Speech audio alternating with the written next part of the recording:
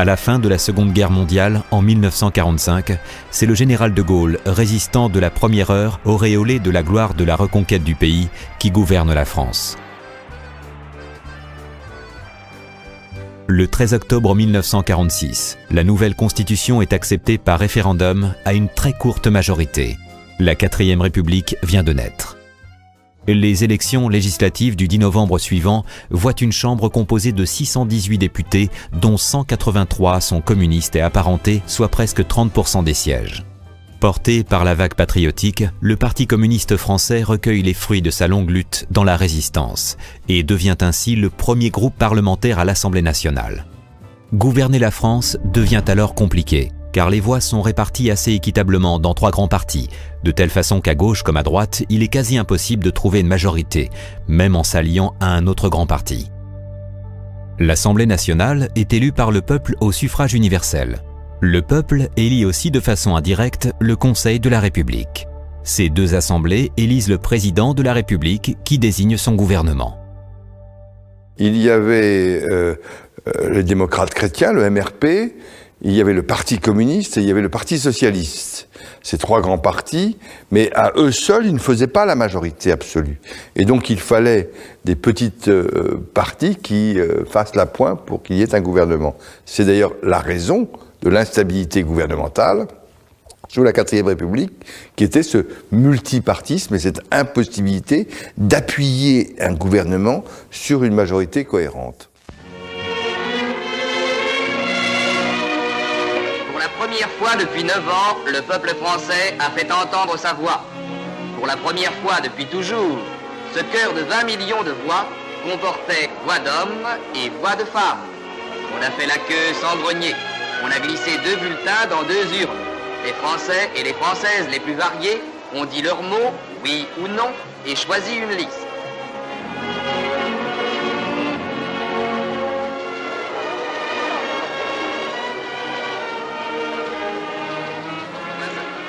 On apprend que le résultat du référendum est oui, oui, et que les vainqueurs sont au nombre de 3, le Parti communiste, le Parti socialiste et le Mouvement républicain populaire. Avant 7 mois, une constitution et un nouveau référendum.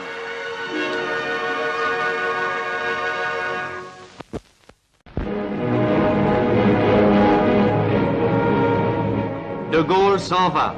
De Gaulle quitte la présidence du gouvernement. Voici 2 semaines, il s'était donné à Antibes devant la mer les premiers jours de vacances qu'il ait pris depuis 1939. Et puis, il avait repris, derrière les murs de son ministère, la lourde tâche que lui avait confiée la France.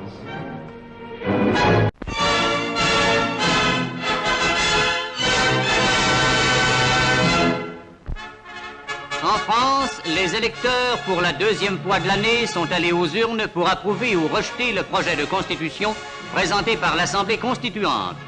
On sait que les 3 grands partis, communistes, socialistes, Mouvement républicain populaire, soutenaient le projet dont le général de Gaulle, dans son discours d'Épinal, s'était déclaré l'adversaire. Dans la métropole, comme dans les territoires d'outre-mer, le peuple de France avait un mot à dire, oui ou non. Par 9 2467 oui, contre 7 790 676 non, les électeurs ont approuvé le projet. Il y a eu plus de 7 millions d'abstentions, environ le tiers des votants. La France a enfin une constitution. Souhaitons qu'elle facilite le redressement du pays.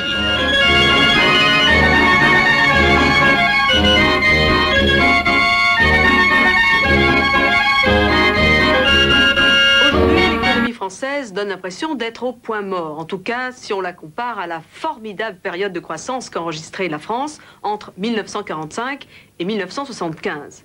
C'était l'époque des 30 glorieuses, 30 ans de croissance, de progrès technique et de plein emploi qui ont complètement transformé l'économie française et les conditions de vie des Français.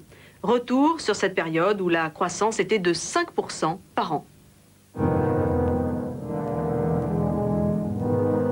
Au lendemain de la Seconde Guerre mondiale, la situation de la France est catastrophique. La guerre a fait 600 000 morts, 1 million de familles sont sans abri. Des villes entières sont ravagées comme Brest, Caen et Le Havre. On ne peut utiliser qu'un tiers environ du réseau ferré. Moins d'un train sur deux est en état de rouler. Les bombardements et les sabotages ont détruit la majorité des infrastructures de production et de transport. Le pays manque d'énergie et de matières premières. Il faut les acheter à l'étranger, mais la France ne possède plus de ports. Ils ont été détruits au cours des combats de la Libération et en plus, une grande partie de la flotte de commerce a été perdue.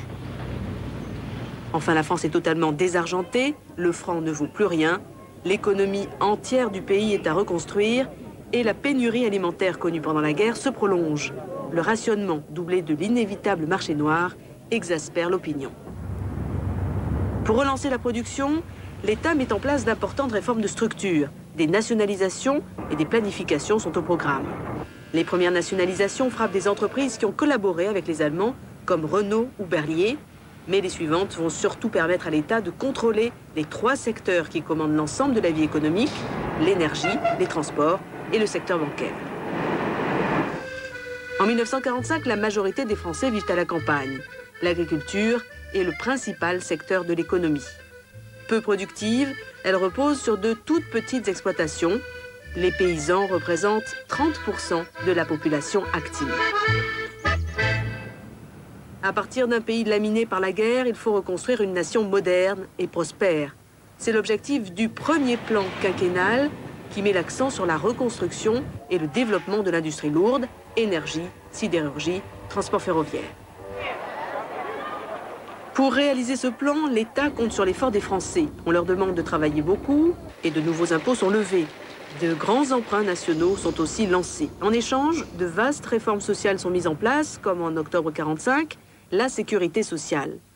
Mais la reconstruction économique ne sera réellement possible que grâce à l'aide des États-Unis. Les Américains offrent des matières premières et des denrées alimentaires, ils prêtent à faible taux d'intérêt et surtout mettent à disposition des fonds du plan Marshall. Dans les années 50, le potentiel économique de la France retrouve son niveau d'avant-guerre. Les infrastructures sont reconstruites et le pouvoir d'achat augmente constamment, en particulier celui des bas salaires, avec l'instauration du SMIC. Grâce à la publicité et au cinéma américain, les Français vont découvrir le confort moderne et petit à petit la société de consommation. Acheter un réfrigérateur, se doter d'une salle de bain équipée ou avoir une voiture comme la 4 chevaux constitue une petite révolution pour la majorité des Français. À la fin des années 50, la reconstruction est achevée, la croissance paraît alors ne pas avoir de limite. Tous les économistes prévoient une prospérité illimitée, un développement infini.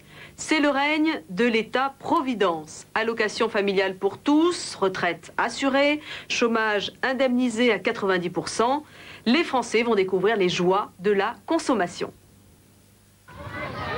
Confiants en l'avenir, les Françaises ont des enfants, beaucoup d'enfants. La croissance démographique est un des moteurs de la prospérité économique. Les 30 glorieuses sont les années du baby-boom. La population de la France passe alors de 40 à 53 millions d'habitants. Il faut nourrir tous ces enfants, les soigner, leur construire des écoles, des hôpitaux et leur acheter de quoi s'habiller. L'économie va être dynamisée par ce qu'on appelle à l'époque le progrès. Les machines et les chaînes de production se multiplient, entraînant des gains de productivité considérables.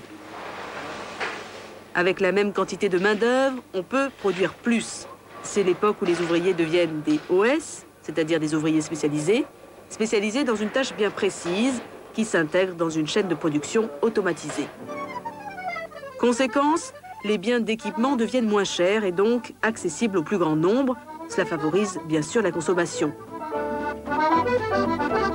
Là où pour acheter la voiture la moins chère du marché, il fallait, après la guerre, plus d'1 an de salaire, il ne faut plus que 6 mois.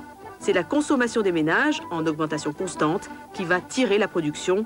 Les ménages découvrent la banque, ils accèdent massivement au crédit, ils n'hésitent pas à s'endetter pour acheter un logement ou une voiture. Pour répondre à la demande et fabriquer tous les nouveaux produits, il faut embaucher. Il n'y a donc pratiquement pas de chômage. Non seulement il n'y a pas de chômage, mais on manque de bras. On fait venir des travailleurs de l'étranger par centaines de milliers. Avec les années 60, la construction européenne marque une nouvelle étape. La création du marché commun va transformer la France, qui doit s'ouvrir aux marchés extérieurs.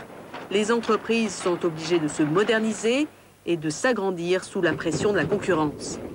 L'ouverture européenne offre aussi de nouveaux débouchés. La production et les exportations françaises connaissent une progression remarquable. Mais en 68, les premiers craquements se font sentir. Inflation et chômage commencent à miner la croissance. En 10 ans, le chômage a doublé et touche 350 000 personnes, chiffre qui paraît énorme à l'époque. La jeunesse de 68 ne se reconnaît plus dans cette société matérialiste où règne l'argent et la consommation.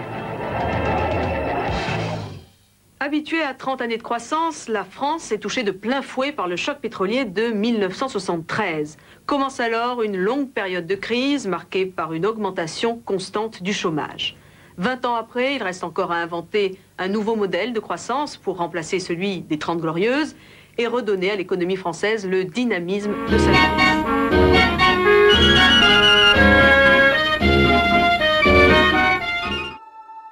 En 1945, au lendemain de la Deuxième Guerre mondiale, tout le pays est à reconstruire. La situation sanitaire et démographique est préoccupante. Le parc de logements est dans un état désastreux. La plupart des personnes âgées ne disposent pas de retraite et la mortalité infantile est très élevée. C'est dans ce contexte que les ordonnances du 4 et 19 octobre 1945 matérialisent le projet de sécurité sociale. L'objectif ? Débarrasser les citoyens de l'incertitude du lendemain.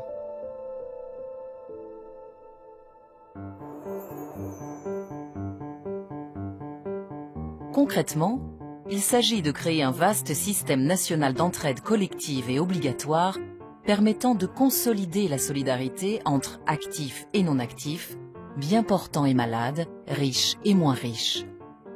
Des caisses de sécurité sociale et d'allocations familiales sont ainsi créées afin que chacun puisse se protéger des risques de l'existence, en particulier lors des périodes les plus critiques de la vie. Ces caisses ont pour rôle de garantir des moyens d'existence à tous les travailleurs qui se trouvent privés de ressources par suite de maladies, de maternité, d'invalidité ou de vieillesse. Ce système de redistribution va se perfectionner et s'étendre tout au long des 30 Glorieuses. À cette époque, la France s'urbanise à grands pas, le salariat se développe et la classe moyenne s'étend. La sécurité sociale va accompagner et soutenir cette croissance, notamment dans le domaine du logement où la demande était urgente.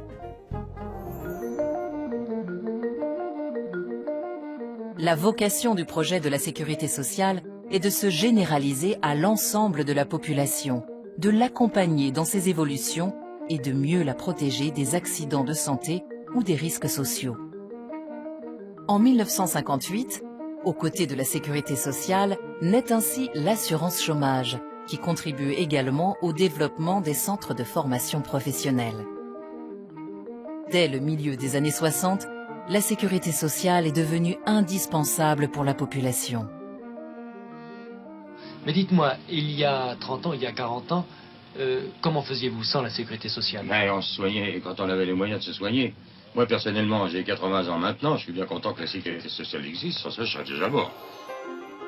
Lors des années 1970, la sécurité sociale accélère sa généralisation à l'ensemble de la population et accompagne de près les changements sociaux, en particulier en ce qui concerne la transformation de la famille et l'émancipation des femmes. Je voudrais tout d'abord vous faire partager une conviction de femme. Je m'excuse de le faire devant cette assemblée presque exclusivement composée d'hommes. Aucune femme ne recourt de gaieté de cœur à l'avortement. Droit à la contraception ou à l'avortement, parité salariale ou loi sur le divorce, autant de mesures qui vont marquer l'évolution de notre société. D'autres investissements seront également mis en place suite à la crise économique née des chocs pétroliers. Le RMI en 1988, qui deviendra 20 ans plus tard le RSA, et la couverture maladie universelle, CMU, en 1999.